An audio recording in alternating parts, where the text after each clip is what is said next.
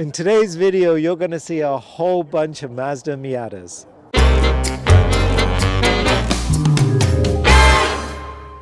Hello everybody and welcome to Classic Car ChitChat. Today I am in beautiful Burlington. I am outside of Dave's garage. Now Dave, as most of you guys know that have Miatas, is a bit of a godfather when it comes to Miatas. There's a whole bunch of beautiful cars that are collected here. So without further ado, hop in, let's go for a drive, let's talk to Dave, and let's check out some of these beautiful cars.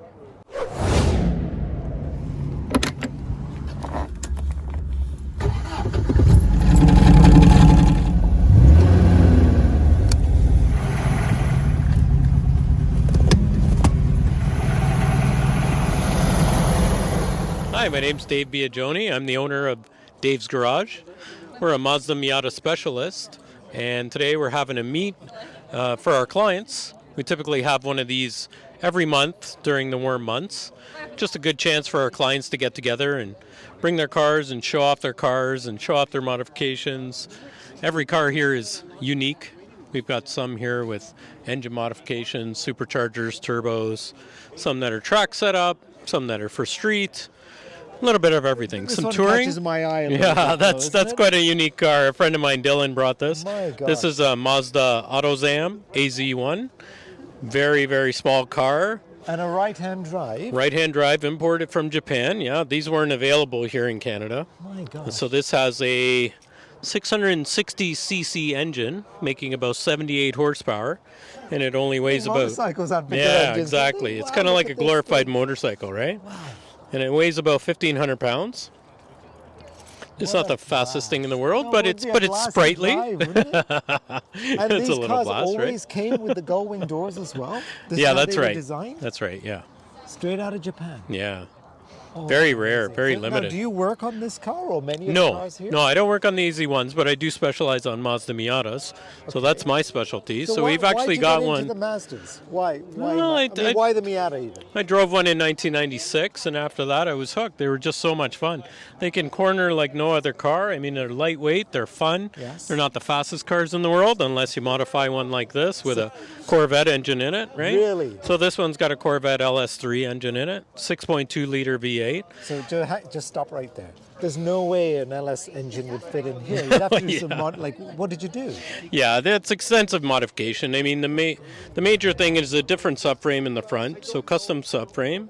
Then we have to make enough room for the transmission. The bell housing takes up a lot of room, right? And then we have different differential, transmission, engine, everything. I mean, it's basically building a whole new car. So the axles, the drive shaft, the ECU, everything is different. Radiator, of course. My goodness. So yeah, but we end up with a car that's about 200 pounds heavier than a regular Miata, but has about 500 horsepower in it, Good God. with a stock LS3 engine in it. So do you get a lot of requests for conversions like this, Dave?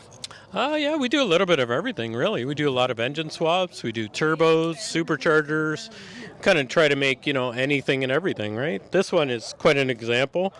This is a 1990 with only 29 miles on it. What? Yeah, brought up from Arizona. 29 miles? How is that even Arizona, possible? Nevada. Las Vegas, Nevada, sorry. That's sacrilegious almost. Like, why would you not drive 29 something like miles, yeah. Quite the example. that? How does that even happen? Like, Yeah, what would this they was think given of? away by a casino Oh. back in the day. Given away as a prize. And then it was stored away for the last 33 years. Wow, what a gift of a car this Yeah, is. yeah. Honestly. Yeah, our friend Dylan brought this one as well. Hello, Dylan. How Yeah. are you? Oh, she caught my eye for sure. 29 miles. Here, talk to me. 29 Hey, how's it going? Miles. I'm good. I'm Kevin. Nice to meet you, Dylan.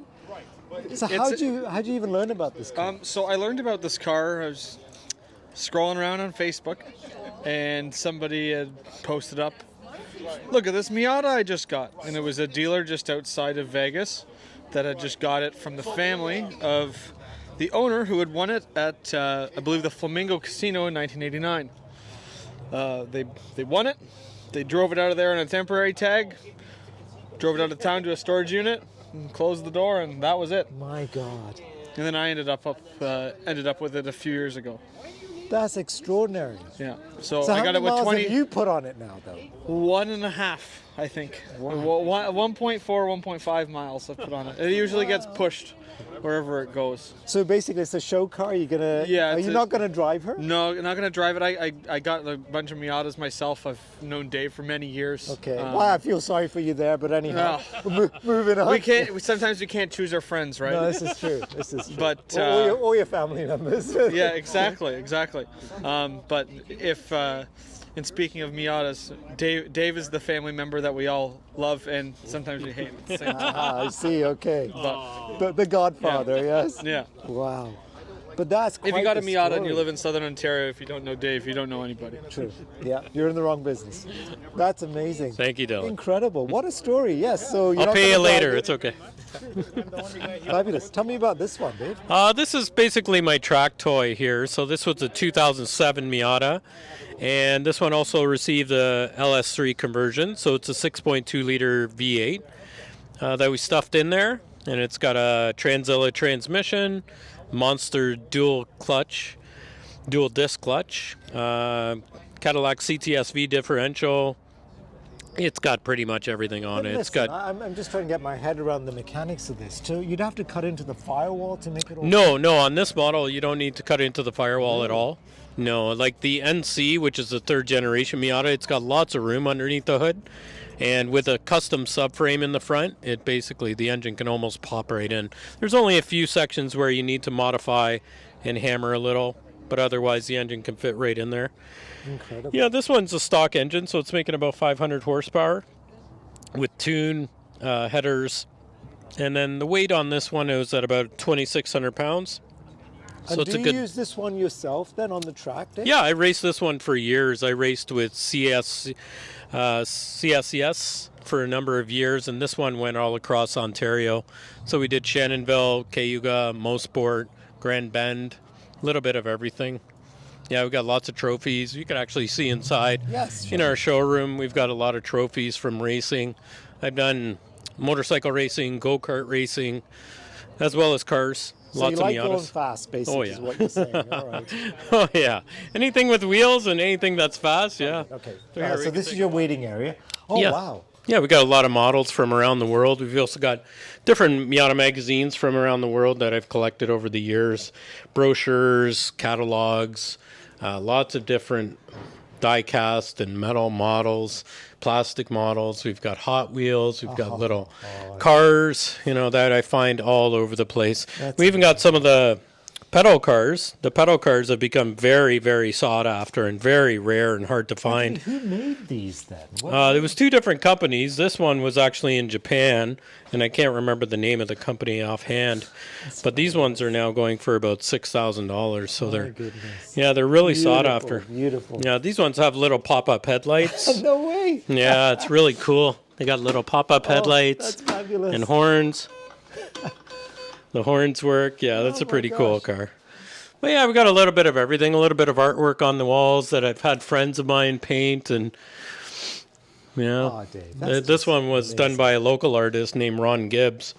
Anybody who's into airbrushing and artwork like that. I've seen his work on many cars. Oh my God. Ron's really talented. So he lives close by in Burlington, so I asked him to do I wanted Ratfink driving a Miata, so he did that up for me. Yeah. That's extraordinary. Yeah, we got a lot of little cool things. Oh, we got some of the trophies from racing over here that I've collected over the years. Yeah, now my son's racing. He's 14 and he's racing go-karts and he's doing great.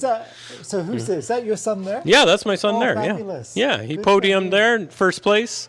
With one of the Just crews. like the old man then. He's got that. Yeah, and then we got the Passion. shop here. So we got about 2,500 square feet here. And we basically do anything and everything with Miatas here. So anything you can dream up, we can do it. My oh my, Dave. So impressive.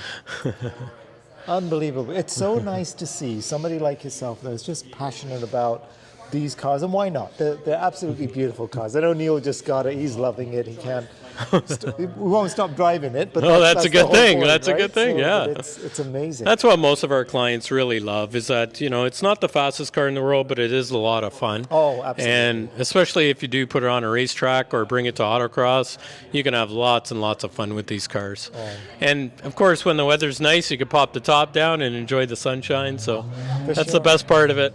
Absolutely. And you know what? They're just so much fun to be around. And, my wife said she prefers his Miata over my MG, so I'm a little bit upset about the whole thing, but anyhow. Well, it might be time to trade up then, right? I don't know. You know? I'm having a tough time with it also, but thank you, Dave. That's thank amazing. you. All right, I appreciate it. Tell me what this is. So this is a 1993 Mazda AZ1, commonly known as an Autozam. Autozam was like a sub-brand of Mazda in the 1990s for the Japanese market, just like you'd think of AMG or Acura, stuff like that. Autozam was like their fun new, their Scion, if you will, for the Japanese market. This one is a Mazda Speed version, which comes with a little bit of extra odds and ends, like a limited slip differential, different suspension, wheels, and so on. But for the most part, not much is different over a standard AZ1. They made a few thousand of them. They're a bit of a parts bin, mostly with a lot of Suzuki DNA. Yeah. Which was Suzuki was kind of at the forefront of K-car technology at the time.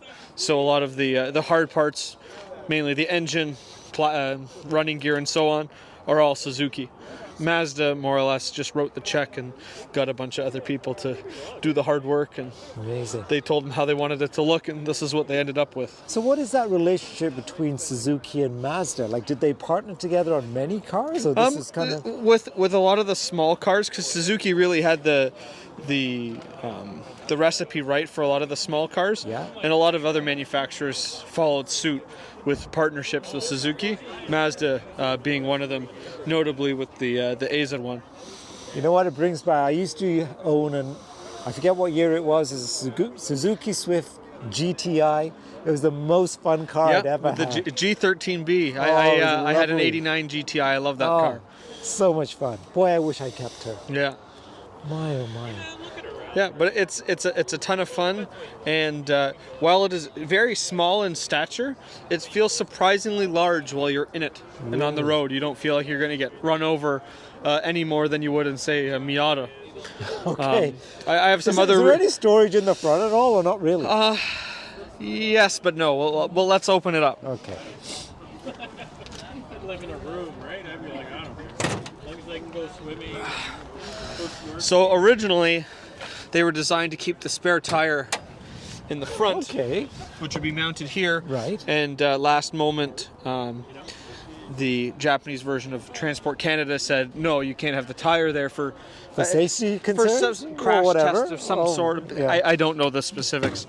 And then they moved it to being mounted behind the seat, which it normally would be mounted here. Right on. Now, as you can see, space is a bit of premium in Yes. this thing. So the spare tire stays at home, CA card in the pocket. You got it. You got it. And you always call a buddy when you need them, right? Yeah, exactly. And these are what? 13 inch? 13-inch, 165, 60-13.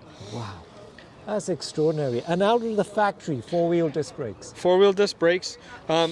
Extraordinary. It is worth mentioning the brakes from a driver's perspective, such Yes. as myself. They're solid rotors, front and rear. They're not vented. And you can find the limit of the brakes in terms of heat quite quickly Okay. if driving with some excitement on the street on a winding road or so on. Sure. But I actually have some Suzuki Swift parts, some Suzuki Swift Geo Metro convertible spindles, Right. front and rear, that I'm going to retrofit on this so it has vented rotors front and back. It's going to be the next little upgrade for this thing. Oh, you know what? Dylan, she's absolutely stunning. What a beauty. Yeah, it is a really cool car. It kind Yes. of they took all the lines of every cool 80s supercar and Yeah. were just put it all together For and sure. And they got it called right. it done. And then I think it's kind of cool. You know what? Yeah. It's so unique. it's certainly a it's got the head-turner. gull-wing doors. It's got the It's got Testarossa everything. strakes. Yeah, It's yeah. got the F40 wing. It's got a smiling face. Absolutely. And it's got the nice round taillights. It's all the all good. 80s supercar stuff all wrapped up into one. Absolutely. Wonderful. Thank you so much. Thank you so I much. appreciate it. It was great All to right. meet you. Thank too. you. So hang on, hold this. Say it again. He's telling you he's got how many kilometers on it, Neil? 30. So when I bought a car, I would drive it carefully because I thought it was an old car. My wife would just put her foot in it and stomp it because Yes, it's her car. that's a women's thing. And now too. I went, But anyway, and then I that's a went to the different story. SPDA, learned to drive autocross course, and then started spinning out and going really fast and going, hey, wait a minute, that's what these cars are meant for. They're you beat on them and nothing happens. You just go, go, go. The worst I've had is a rad hose pop because I didn't do the rad hoses. It's a 30-year-old car. You've got to do things like that. But each time you do something for maintenance, think about upgrading a bit higher level, a bit higher quality. Next thing you know, you're racing them. Next thing you know, all your friends are racers. Next thing you know, you're never going to part with it. I'd rather divorce my wife than give away the car. So 200,000 kilometers is not a big deal on these Right, cars? Yeah. No, I raced this car and I bought it at 265. Wow. And now it's 305. Good for you.